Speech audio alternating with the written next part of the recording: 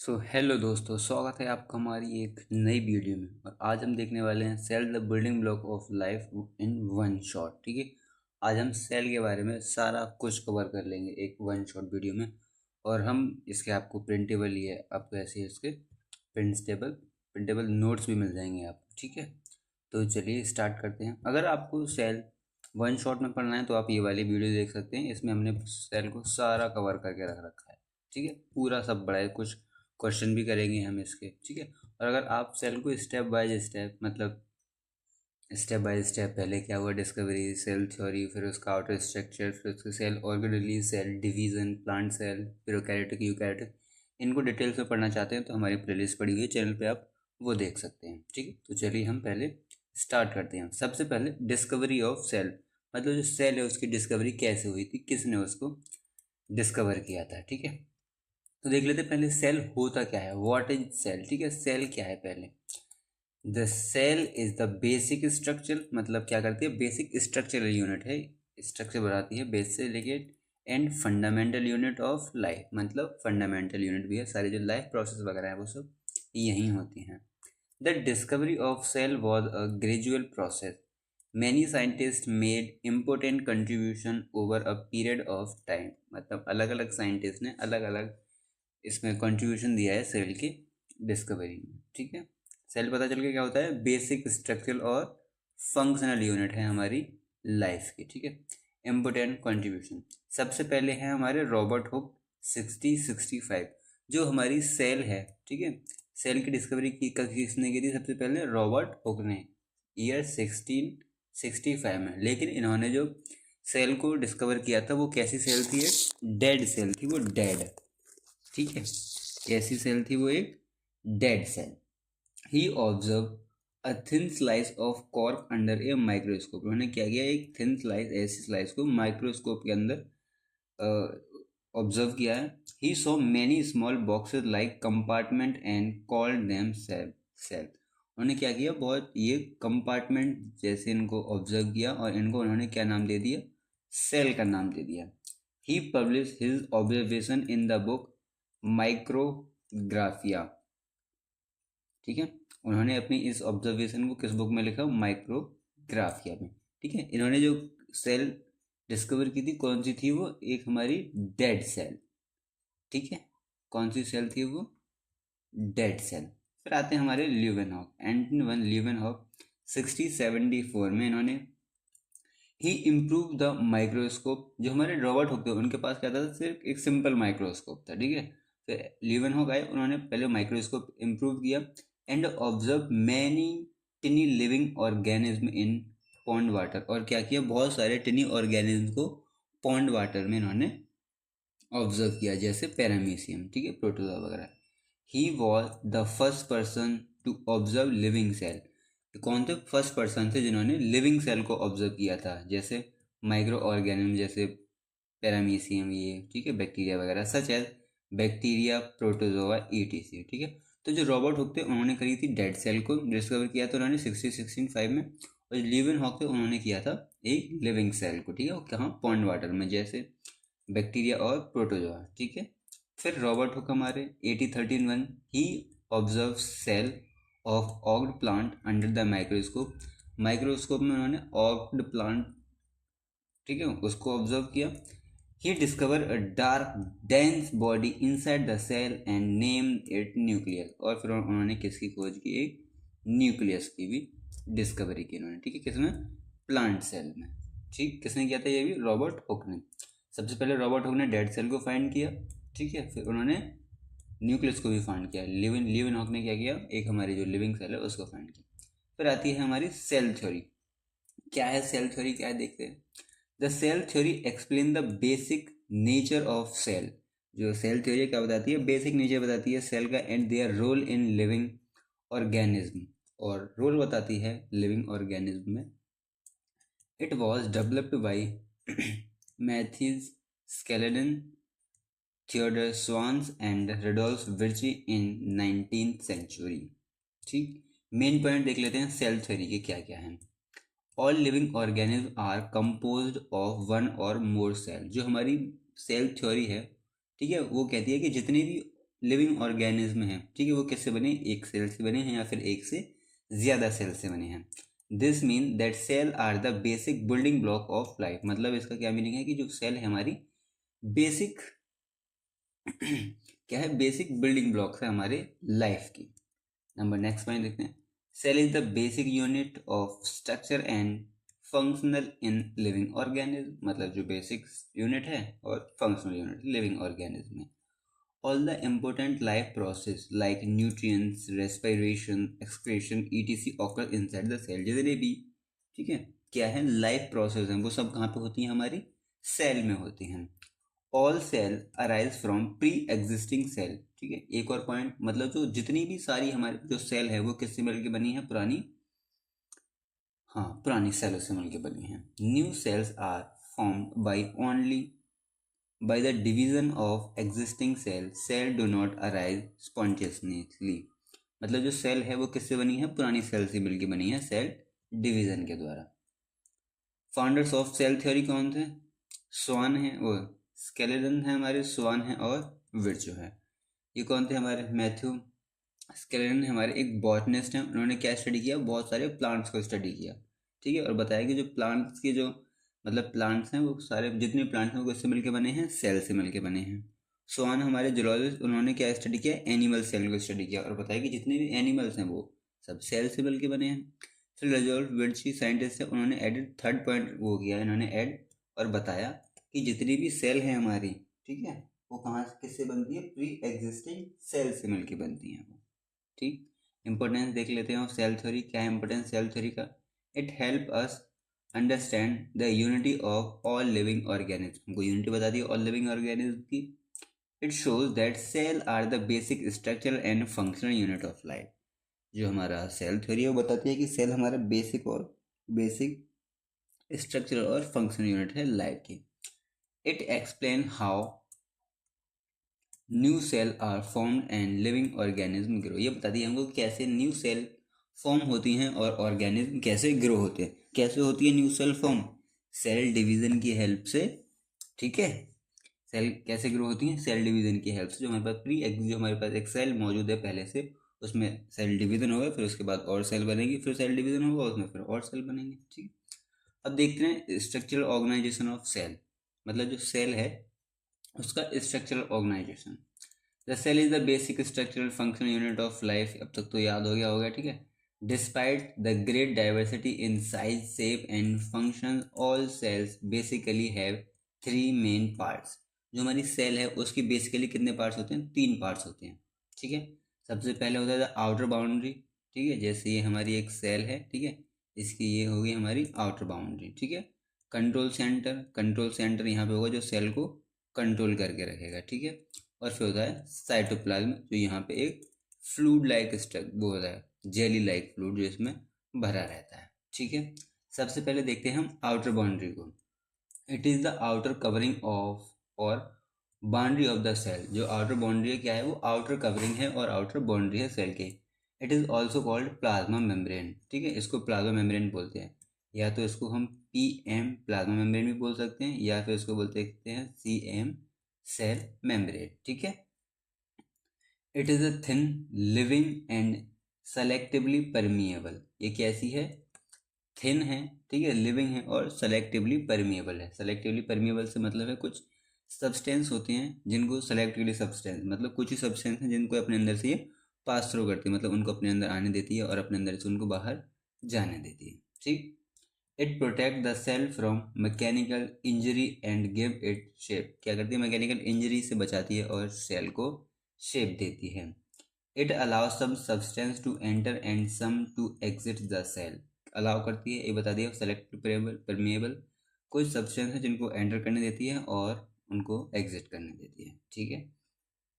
जैसे ये है हमारी प्लाज्मा मेम्ब्रेन, ठीक है, इसके अंदर ये स्काई ब्लू जो भरा हुआ है ये फ्लूइड है, ये है हमारा साइटोप्लाज्म।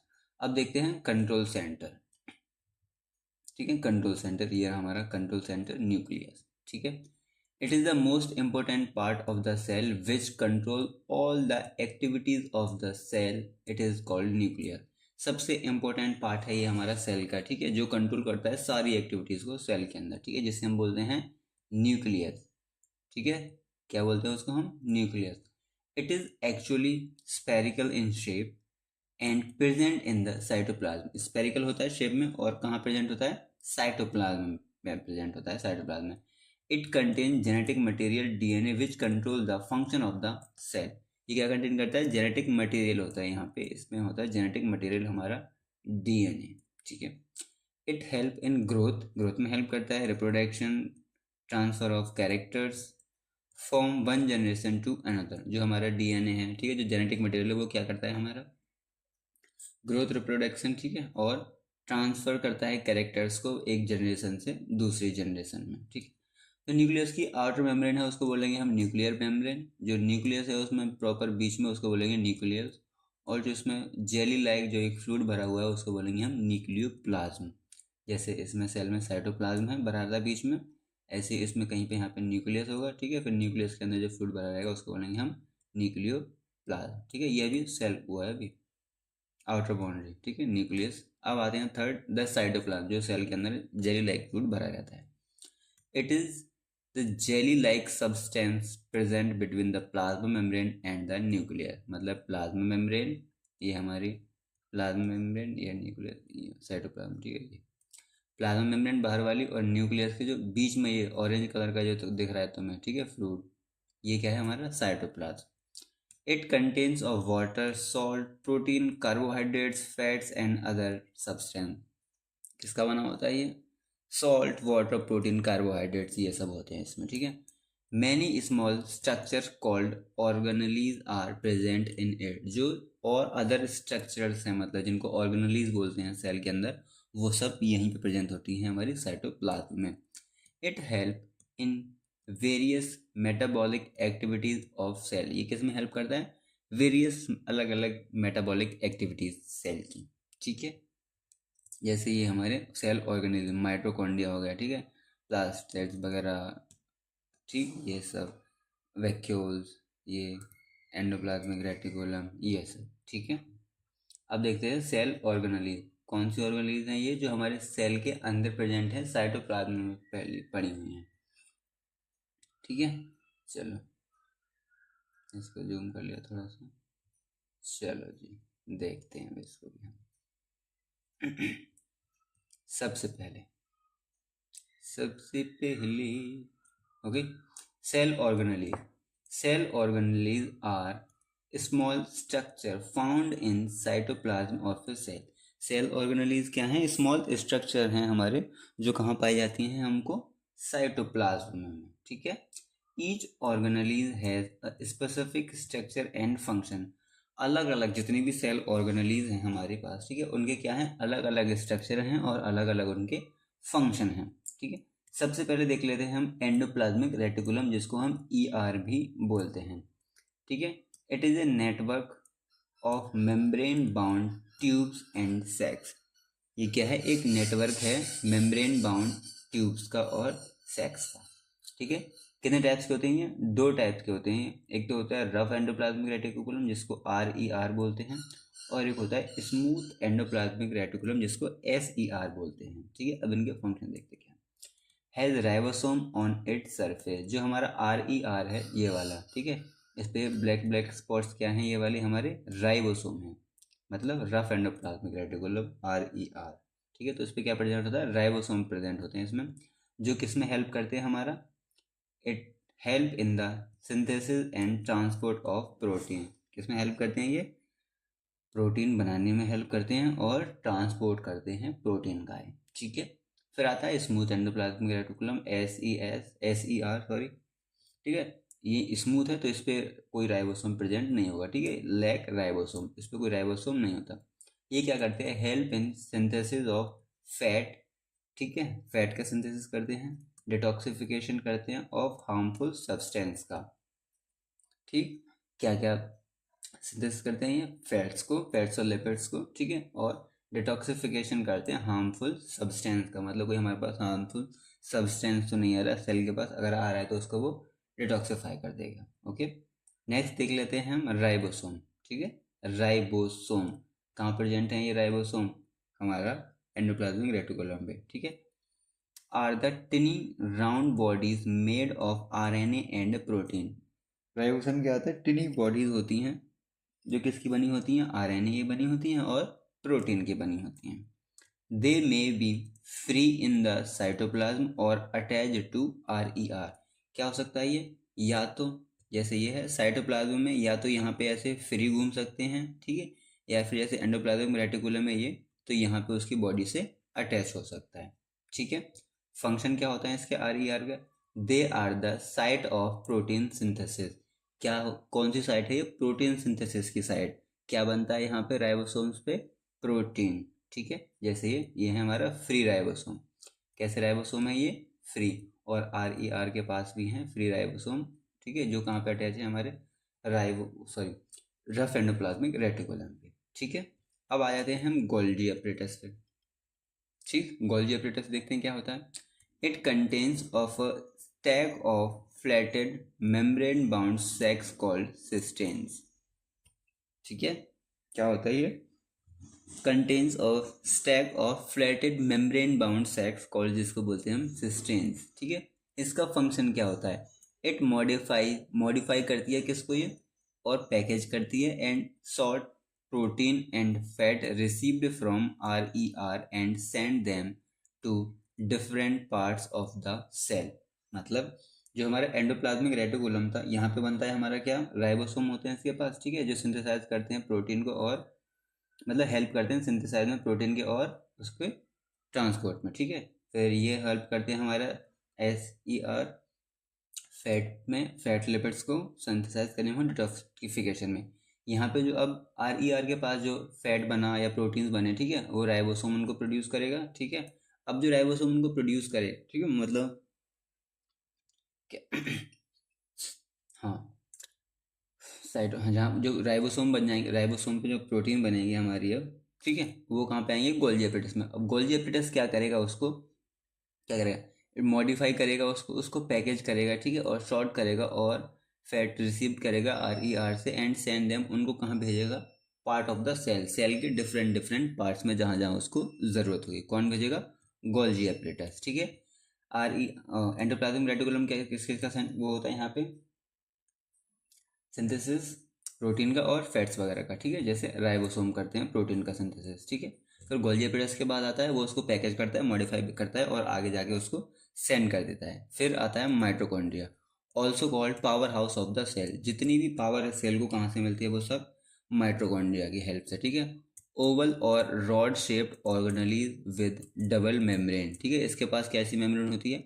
डबल मेम्ब्रेन होती है इसके पास, ठीक है। क्या बोलते हैं इसको? Power house of the cell भी बोलते हैं। दे रिलीज्ड एनर्जी, ठीक है, from food in the form of ATP। They release करते हैं किसको? एनर्जी को, from food in the form of ATP की फॉर्म में एनर्जी को रिलीज करते हैं ये, ठीक है। Energy currency of the cell, जो एनर्जी क्या है? करेंसी है हमारी सेल की, ठीक है। अब देख लेते हैं हम लाइसोसोम को। Lysosome small spherical bodies filled with digestive enzyme. Small body होती है, स्फेरिकल बॉडी, जो किससे भरी रहती है? डाइजेस्टिव एंजाइम से, ठीक है। इसको हम क्या बोलते हैं? सुसाइड बैग भी बोलते हैं, ये सुसाइड बैग, ठीक है। देखते हैं आगे। Function, they digest worm out sales part food particles and foreign particles. ये क्या करती है? डाइजेस्ट कर लेती है उन सारे पार्ट्स को जो थोड़े बहुत ख़राब हो जाते हैं, ठीक है, फूड के पार्टिकल्स और फॉरेन पार्टिकल्स जो आते हैं इसके पास, ठीक है। They are called suicide bag of the cell, और इसको क्या बोलते हैं? Suicide bag of the cell भी बोलते हैं। मतलब जब इसके पास थोड़ा ज़्यादा ऐसे कचरे टाइप इकट्ठा हो जाता है तो ये अपने आप को ये फाड़ देती है, और इसका जो डाइजेस्टिव एंजाइम है उसमें फैल के उन सबको क्या कर लेता है? डाइजेस्ट कर लेता है, ठीक है। अब आते हैं वैक्यूल्स। जो वैक्यूल्स होता है, देखो, प्लांट में भी पाया जाता है, प्लांट सेल में, और एनिमल सेल में भी पाया जाता है। आगे हम इसको अच्छे से भी कवर कर लेंगे। जैसे membrane bound sacs filled with cell sap, ठीक है। क्या है? एक मेम्ब्रेन बाउंड सैक है जो किससे भरा रहता है? सेल सैप से। In plant cell a large central vacuole is present. जो प्लांट सेल है हमारे, उसमें बड़ा सा वैक्यूल प्रेजेंट होता है, ठीक है, ठीक। फंक्शन क्या करता है? फंक्शन स्टोर करता है ये वाटर को, फूड को, वेस्ट को, and maintain rigidity to the cell, ठीक है। क्या करता है? स्टोर करता है वाटर को, फूड को, वेस्ट को, और मेंटेन करता है रिजिडिटी उसको, ठीक। अब आते हैं प्लास्टिड्स। प्लास्टिड कहाँ पाए जाते हैं? In plants only. ये बस कहाँ पे पाया जाता है? प्लांट्स में। ये वैक्यूल्स पाया जाता है एनिमल्स में भी पाया जाता है और प्लांट्स में भी पाया जाता है। एनिमल्स में तो ये छोटे छोटे पाए जाते हैं और वैक्यूल्स में एक होता है बड़ा सा वैक्यूल्स। ठीक है, देखते हैं प्लास्टिड्स को।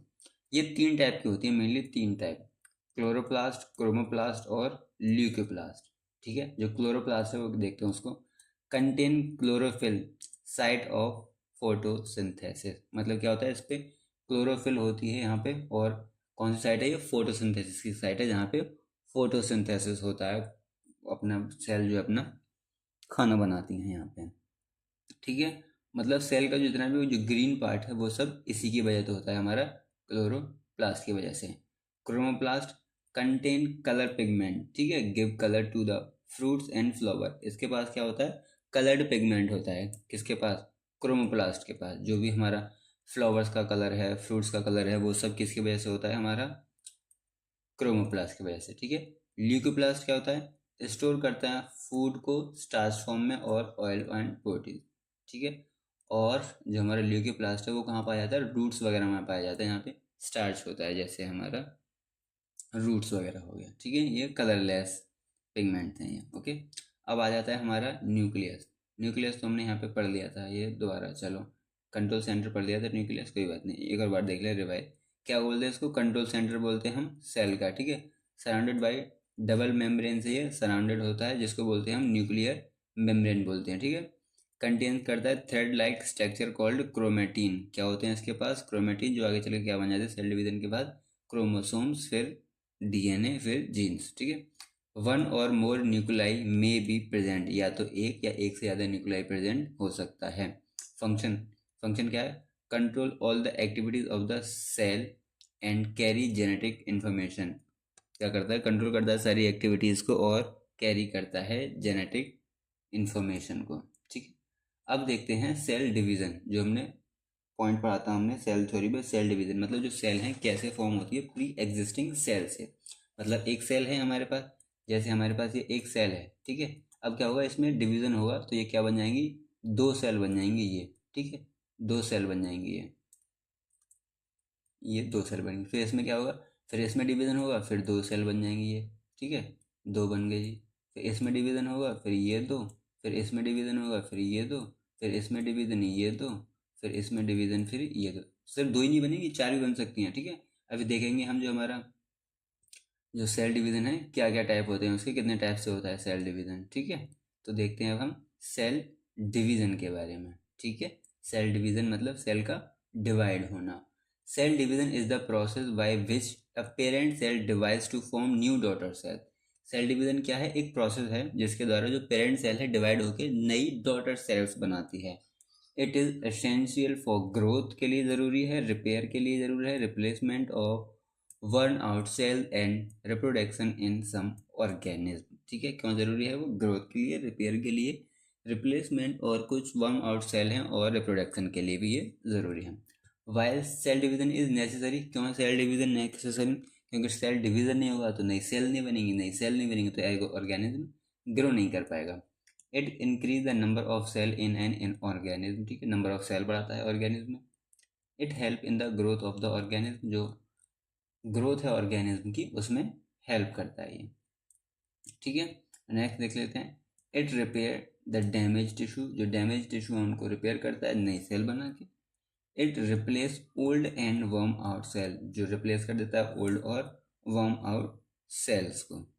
ठीक है, next, it is the basic और रिप्रोडक्शन इन सम ऑर्गेनिज्म, ये क्या है? बेस है कुछ ऑर्गेनिज्म में रिप्रोडक्शन का। ठीक है, types of cell division. Cell division हमारे 2 टाइप से होता है, माइटोसिस होता है और मियोसिस होता है। माइटोसिस देख लेते हैं। The parent cell divides to form 2 genetically in identical daughter cell. जो हमारा माइटोसिस है उसमें क्या होता है? एक पेरेंट सेल डिवाइड होती है और क्या फॉर्म करती है? 2 जेनेटिकली आइडेंटिकल डॉटर सेल्स। ठीक है, माइटोसिस में कितनी डॉटर सेल्स बनती हैं? हमारा 2 डॉटर सेल्स बनती हैं, जो जेनेटिकली कैसी होती है? आइडेंटिकल होती हैं। ठीक है, मियोसिस होता है a parent cell divide twice. एक जो सेल है वो कितनी बार डिवाइड होती है? ट्वाइस, 2 टाइम्स डिवाइड होती है और फॉर्म करती हैं जेनेटिकली डिफरेंट डॉटर सेल्स। ठीक है, माइटोसिस में क्या होता है, जेनेटिकली आइडेंटिकल और दो सेल्स बनती हैं, और मियोसिस में क्या होता है, एक सेल 2 टाइम्स डिवाइड होती है और कैसे होती है वो, जेनेटिकली डिफरेंट होती है डॉटर सेल। ठीक है, माइटोसिस देख लेते हैं। It is an equational division in the in this, one parent cell divides once to form two daughter cells. The number of chromosomes remain the same. एक sales दो daughter cells में divide हो जाती है और जो नंबर ऑफ क्रोमोसोम है वो सेम रहता है। इंपॉर्टेंस देख लेते हैं।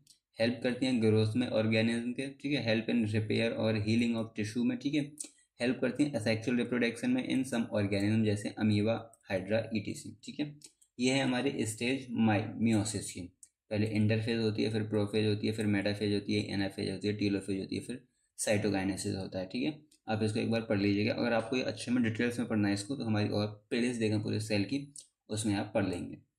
ठीक है, फिर नंबर नेक्स्ट आता है हमारा मियोसिस। मियोसिस में क्या होता है, जो सेल है वो 2 टाइम्स डिवाइड होती है और फॉर्म करती है क्या क्या फॉर्म करती है, 4 डॉटर सेल्स को। ठीक है, meiosis is the stage meiosis is a type of cell division in which the parent cell divides twice। जो parent cell है कितने बार डिवाइड होती है, twice, 2 टाइम्स डिवाइड होती है और फॉर्म करती है जेनेटिकली डिफरेंट डॉटर सेल्स। अलग, जो जेनेटिकली मतलब पेरेंट से अलग सेल को क्या करती है, फॉर्म करती है।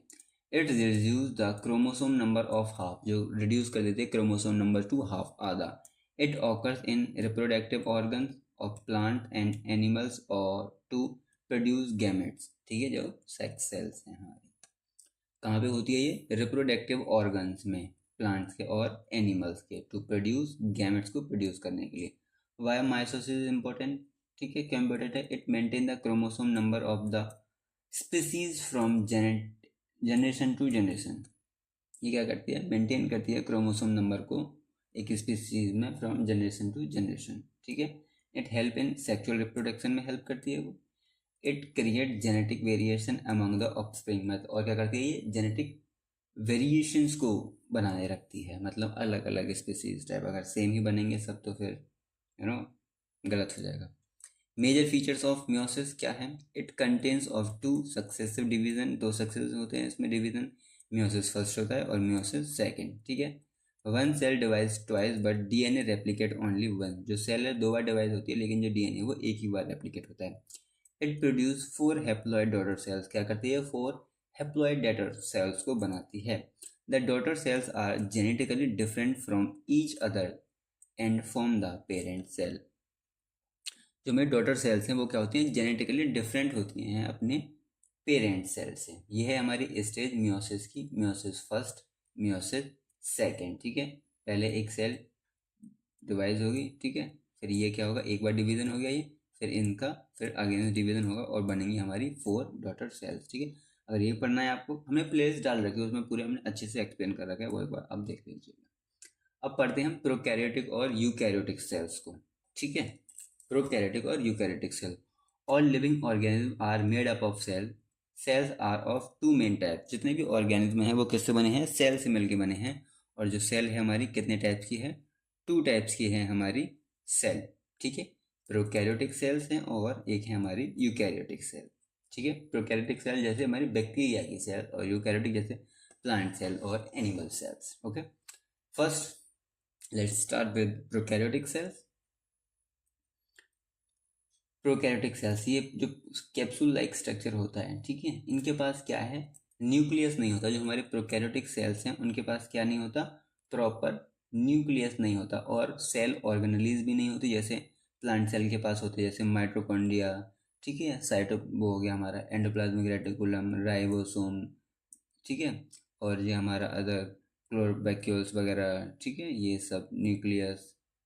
ठीक, प्रोकैरियोटिक के पास ये नहीं होता, उसके पास जो जेनेटिक मटेरियल है जो न्यूक्लियस के अंदर होता है वो कहाँ पर फैला रहता है, ऐसे ही पड़ा रहता है बस, मतलब उसके बाहर कोई मेम्ब्रेन नहीं होती। अगर मेम्ब्रेन होगी तो न्यूक्लियस बन जाएगा प्रॉपर।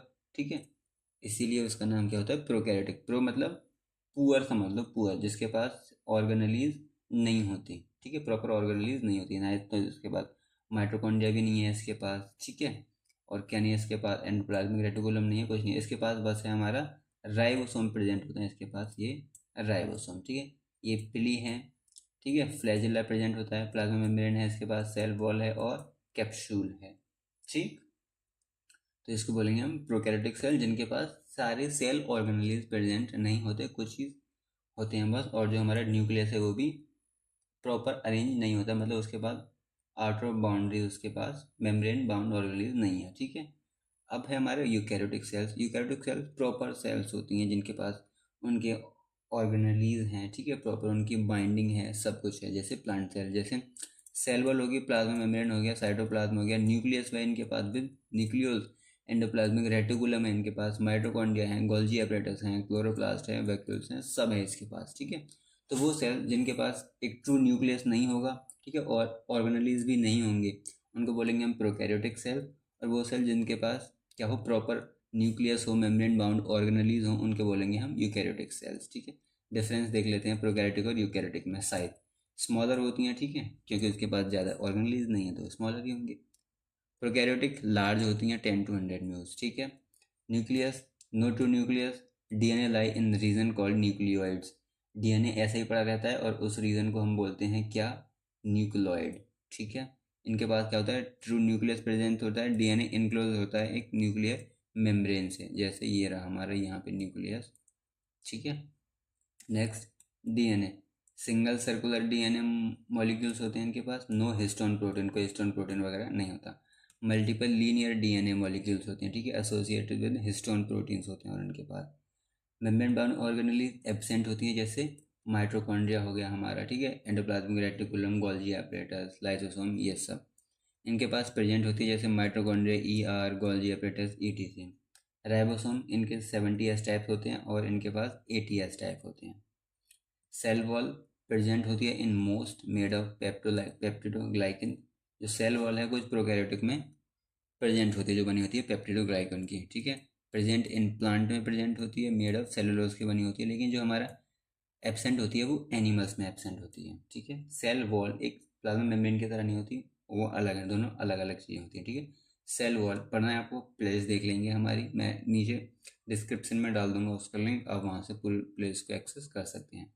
मोड ऑफ रिप्रोडक्शन, इसमें सेक्सुअली होता है बाइनरी फ्यूजन के द्वारा, और इसमें सेक्सुअली भी होता है और सेक्सुअली भी होता है। ठीक है, माइटोसिस और मियोसिस दो स्टेज होंगे।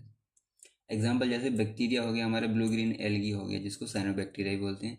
और यूकैरियोटिक के एग्जाम्पल हमारे प्लांट्स, एनिमल, फंजाई, प्रोटिस्ट। ठीक है, की पॉइंट देखते हैं। Prokaryotic cells are simple in structure and do not have a true nucleus or membrane bound organelles.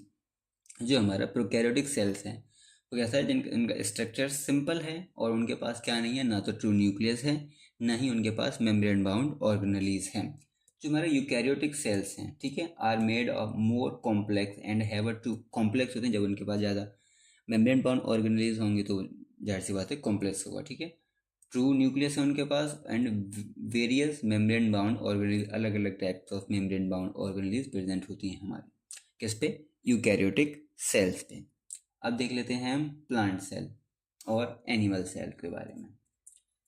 Both plant cell and animal cells are eukaryotic cell. जो plant cell हैं और animal cells हैं वो कैसी sales हैं, eukaryotic cells हैं, मतलब उनके पास क्या है, न्यूक्लियस है प्रॉपर, ये रहा हमारा न्यूक्लियस। ठीक है, न्यूक्लियस उनके पास और other types of cell organelles उनके पास, ये जो हैं ये सब प्रेजेंट हैं। ठीक है, सबसे पहले देखते हैं प्लांट सेल को। प्लांट सेल, जो हमारा प्लांट सेल्स पे क्या होता है, एक वैक्यूल्स होता है, बड़ा सा वैक्यूल प्रेजेंट होता है। ठीक है, बड़ा सा वैक्यूल्स प्रेजेंट हो गया। सेल वॉल होती है इसके पास, सेल मेम्ब्रेन होती है, साइटोप्लाज्म पता ही है आपको, उसके अंदर जेली लाइक होता है। न्यूक्लियस पता है आपको, न्यूक्लियस पता है आपको। ठीक है, एंडोप्लाज्मिक रेटिकुलम पढ़ लिया हमने, गोल्गी एपरेटस ये भी हमने पढ़ लिया, साइटोप्लास्ट ये क्लोरोप्लास्ट पढ़ लिया, वैक्यूल्स पढ़ लिया, माइटोकॉन्ड्रिया पढ़ लिया, राइबोसोम भी हमने पढ़ लिया। ठीक है, एनिमल सेल्स, इनके पास क्या है, सेल वॉल नहीं होती। जो हमारा प्लांट सेल है उनके पास क्या होती है, सेल वॉल होती है। सेल वॉल ये चीज़ है, मतलब जो उनको स्टैंड रखने में हेल्प करती है। लेकिन जो हमारे जो एनिमल्स हैं उनको तो स्ट्रेट नहीं खड़ा होना, उनको तो मूवमेंट करते रहना है, इसलिए उनमें वो सेल वॉल नहीं पाई जाती। ठीक है, सेल मेम्ब्रेन होती है, साइटोप्लाज्म होता है, ठीक है, न्यूक्लियस होते हैं, न्यूक्लियस होता है उसको, एंडोप्लाज्मिक रेटिकुलम होता है, गोल्जी एपरेटस होते हैं उनके पास। ठीक है, माइटोकॉन्ड्रिया होता है, ये माइटोकॉन्ड्रिया। ठीक है, लाइसोसोम भी क्या कर रहा है, लाइसोसोम होते हैं, सेंट्रियोल्स होते हैं उनके पास, और राइबोसोम भी होते हैं। ठीक है, डिफरेंस देख लेते हैं हम। सेल वॉल प्लांट सेल में प्रेजेंट होती है, लेकिन एनिमल सेल में वो एब्सेंट होती है। शेप जो है उनकी यूजुअली फिक्स्ड होती है प्लांट सेल की, रेक्टेंगुलर शेप, और जो एनिमल है उनकी इरेगुलर होती है, मतलब कोई फिक्स्ड शेप नहीं है। प्लास्टिड प्लांट्स में तो प्रेजेंट होंगे और एब्सेंट कहाँ पे होंगे, एनिमल सेल्स में, ठीक है, क्योंकि प्लास्टिड तो सिर्फ प्लांट्स में ही होते हैं, जैसे कि chloroplast, chromoplast, leucoplast. Vacuoles plant cell में एक बड़ा सा वैक्यूल्स पाया जाता है, और जो हमारे एनिमल सेल हैं उनमें छोटे छोटे वैक्यूल्स पाए जाते हैं, कई हो सकते हैं, स्मॉल और मैनी स्मॉल वैक्यूल्स, ठीक है। नेक्स्ट है हमारा सेंट्रोसोम्स, जैसे जिनको सेंट्रियोल्स बोलते हैं, एब्सेंट होते हैं इन मोस्ट प्लांट सेल, बहुत सी प्लांट सेल में एब्सेंट होते हैं और एनिमल सेल में प्रेजेंट होते हैं। लाइसोसोम जो है रेयर ही कुछ ही होते हैं, ठीक है, और इसमें भी न्यूमरस मतलब होते हैं कई सारे। फूड स्टोरेज स्टार्च के फॉर्म में होता है, यहाँ पे ग्लाइकोजन फॉर्म में।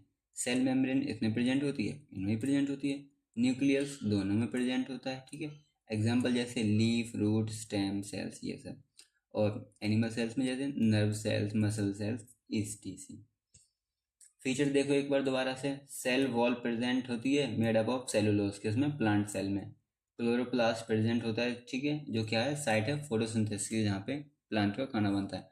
One large central present, central vacuole present होता है एक बड़ा सा, यूजुअली फिक्स्ड शेप, और इनकी जो फिक्स शेप कैसी होती है, फिक्स्ड होती है।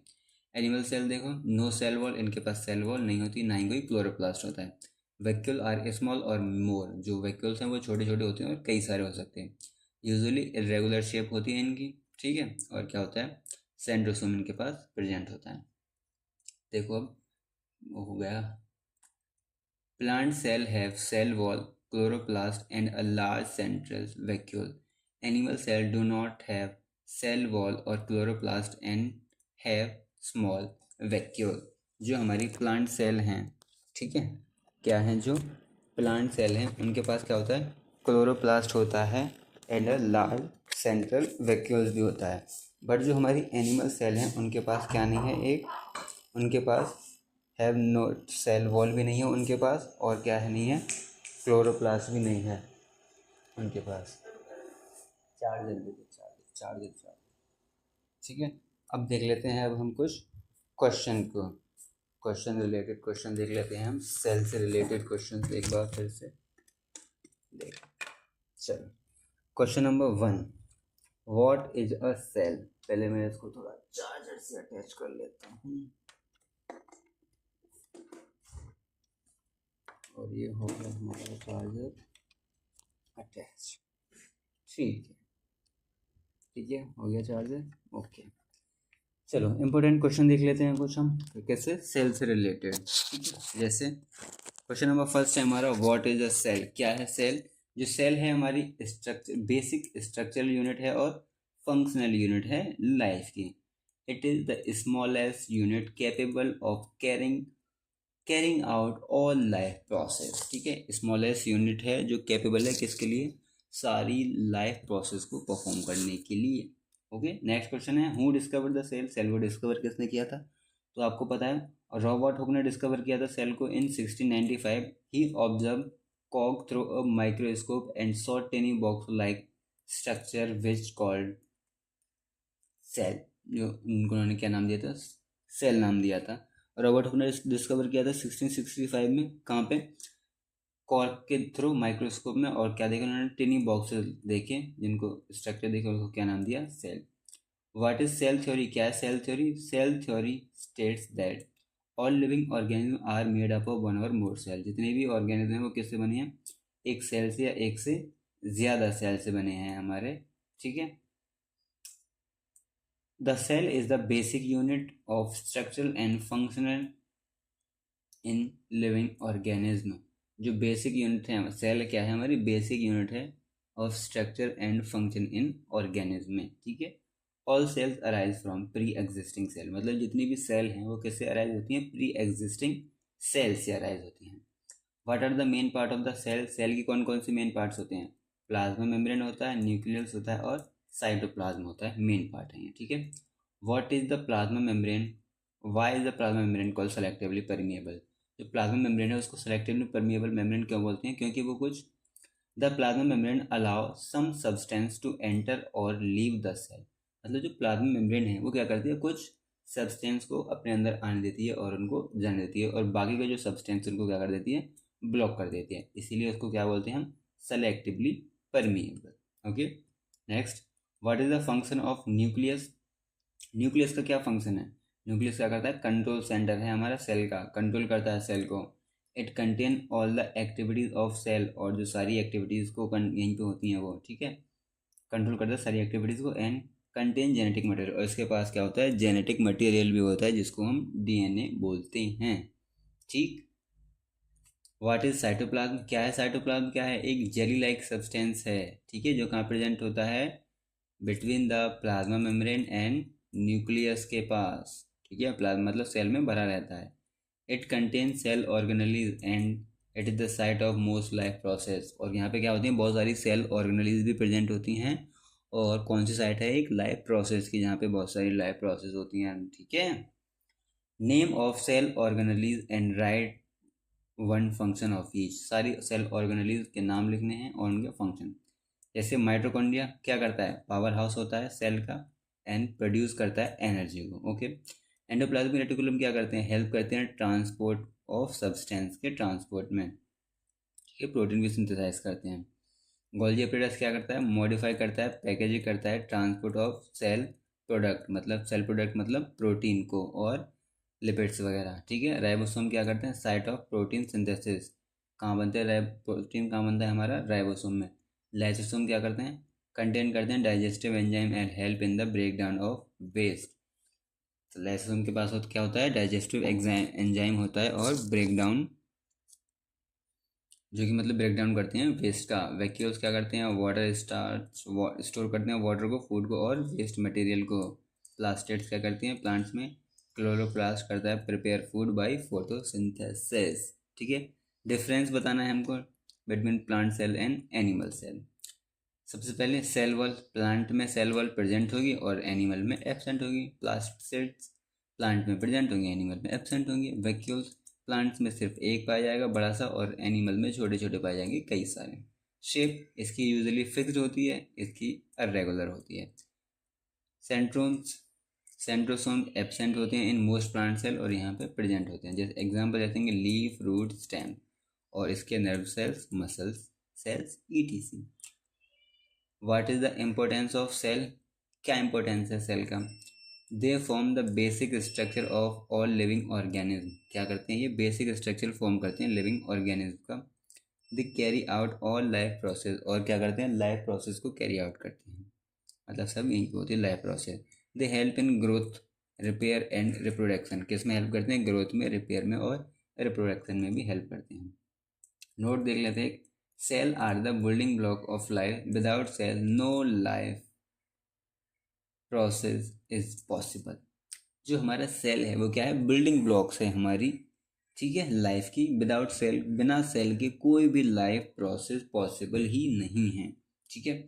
अगर आप लोगों को वीडियो पसंद आई है, ठीक है, अगर आप लोगों को वीडियो पसंद आई है तो वीडियो को एक तो लाइक करना है, कमेंट करना है और शेयर कर देना है अपने दोस्तों के साथ, और चैनल को सब्सक्राइब करना है, अच्छा सा प्यार देना है इसको, जिससे कि हमें थोड़ी और क्या हो, मोटिवेशन मिले अच्छी अच्छी ऐसी वीडियो बनाने की, ठीक है। सो और अगर आपको डिटेल्स में पढ़ना है सेल्स के बारे में, सब ऑर्गेनेलिज वगैरह, तो उसको हमारे प्लेलिस्ट देख सकते हैं, मैं नीचे मेंशन कर दूंगा, ठीक है। So thank you.